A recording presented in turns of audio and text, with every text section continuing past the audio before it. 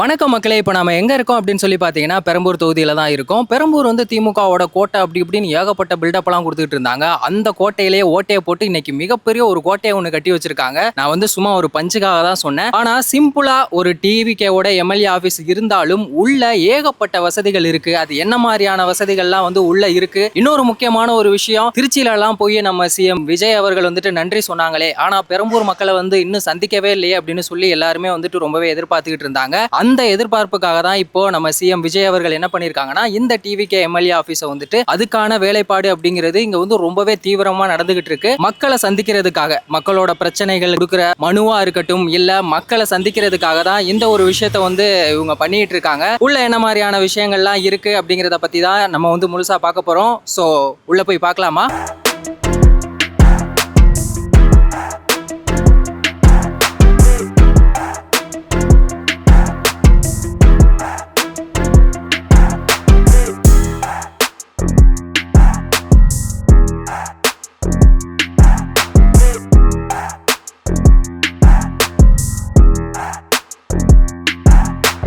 மக்களே, ஓப்பன் பண்ணா இங்க பார்க்கிங் வசதியே பாத்தீங்கன்னா ரொம்பவே பயங்கரமா இருக்கு. அதுக்கப்புறம் பாத்தீங்கன்னா இங்க 2 என்ட்ரன்ஸ் இருக்கு. ஒரு என்ட்ரன்ஸ் பாத்தீங்கன்னா மக்கள் வந்து போறதுக்கு, அவங்களோட குறைகள் சம்பந்தமான மனுக்கள் எல்லாமே கொடுக்கறதுக்கு. இன்னொரு என்ட்ரன்ஸ் யாருக்கு அப்படின்னு பாத்தீங்கன்னா அது ரொம்பவே ஸ்பெஷலான ஒண்ணு. நம்ம சிஎம் விஜய் அவர்கள் வந்து போறதுக்கான அந்த என்ட்ரன்ஸ் தான் அதுவா இருக்கு. இங்க சிஎம் விஜய் அவர்கள் வந்து முக்கியமா ஒரு விஷயத்த வந்து சொல்லியிருக்காங்க. மக்களை அவங்களோட பிரச்சனையா கொடுக்குற மனுக்கள் எல்லாத்தையுமே வந்துட்டு வாங்கி போட்டு சும்மா அதை அப்படியே கிடக்கிற மாதிரி எல்லாம் இருக்கக்கூடாது. அதுக்கான ஆக்ஷன் அப்படிங்கிறது இமீடியட்டா எடுக்கணும் அப்படிங்கறது ரொம்பவே சொல்லியிருக்காரு. ஒரு நாள் குறைஞ்சது உங்களுக்கு ஒரு நாள் டைம் அட்லீஸ்ட், அப்படி இல்லை அப்படின்னா ஒரு வாரம் எடுத்துக்கோங்க. அதுக்குள்ள மக்களோட பிரச்சனைகள் எல்லாத்தையுமே வந்து சால்வ் பண்ணணும் அப்படிங்கிற முக்கியமான ஒரு விஷயத்தையுமே வந்து சொல்லியிருக்காங்க. அடுத்தடுத்து உள்ள என்னெல்லாம் இருக்கு அப்படிங்கிறத வாங்க பார்க்கலாம்.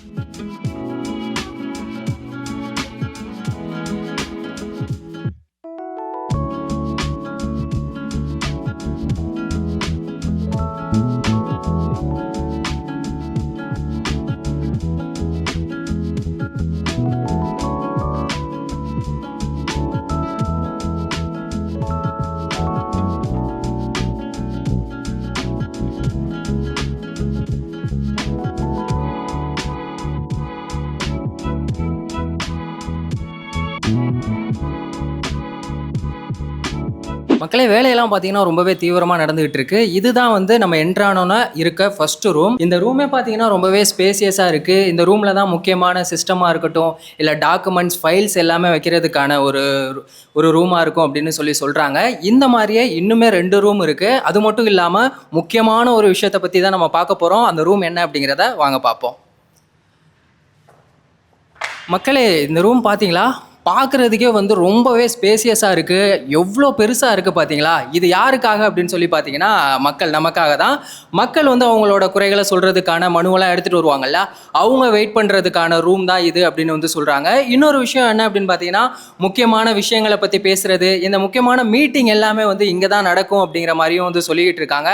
பார்த்தீங்கன்னா உங்களுக்கே தெரியும், எலக்ட்ரிஷியன் ஒர்க்கெலாம் வந்துட்டு ரொம்பவே ஃபாஸ்ட்டாக தான் பண்ணிகிட்டு இருக்காங்க.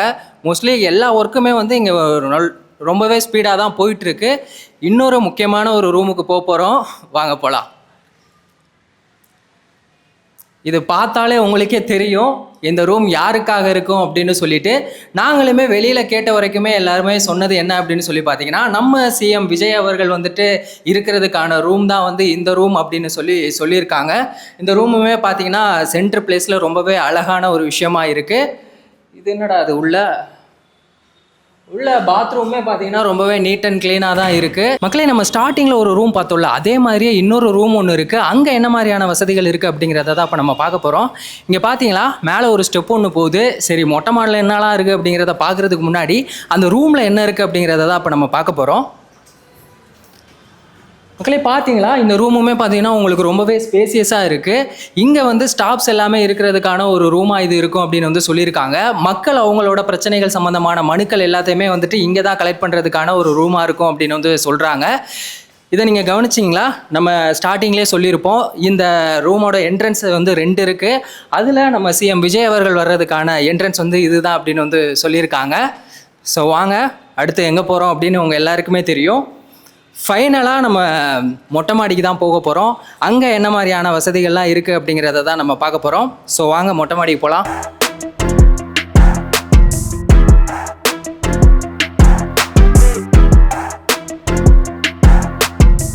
மக்களே நம்ம கீழே பார்த்த மாதிரி தான் மொட்டை மாடியும் மேலே பார்த்தீங்கன்னா ரொம்பவே ஸ்பேசியஸாக இருக்குது. சுற்றி மரங்கள்லாம் இருக்குது.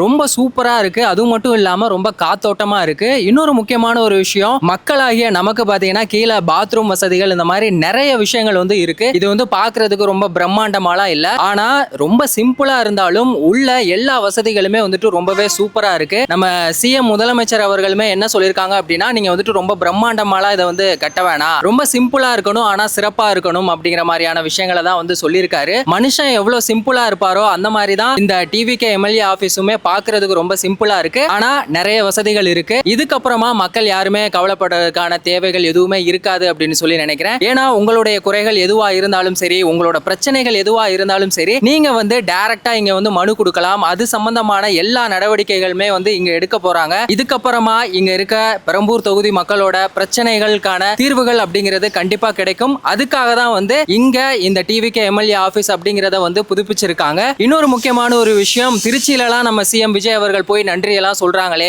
எங்க பெரம்பூர் தொகுதி மக்களை வந்து பார்க்கவே மாட்டாரு அப்படின்னு சொல்லி எல்லாருமே வருத்தப்பட்டு இருந்தாங்க. சோ இதுக்கப்புறமா நீங்க யாருமே கவலைப்பட வேண்டிய அவசியமே கிடையாது. இதுக்கப்புறமா நம்ம சிஎம் விஜய் அவர்கள் வந்துட்டு இங்க தான் இருக்க போறாங்க. நீங்க அவங்கள அடிக்கடி சந்திக்க போறீங்க, உங்களை அவர் அடிக்கடி சந்திக்க போறாரு. இந்த மாதிரி நிறைய விஷயங்கள் வந்து நடக்க போகுது. சோ இது வரைக்கும் நீங்க எல்லா விஷயங்களையுமே வந்து பார்த்திருப்பீங்க. இந்த டிவிகே எம்எல்ஏ ஆபீஸ் வந்து எப்படி இருக்கு, இங்க என்ன மாதிரியான வசதிகள் இருக்கு அப்படிங்கறது எல்லாத்தையுமே வந்து நீங்க பார்த்திருப்பீங்க.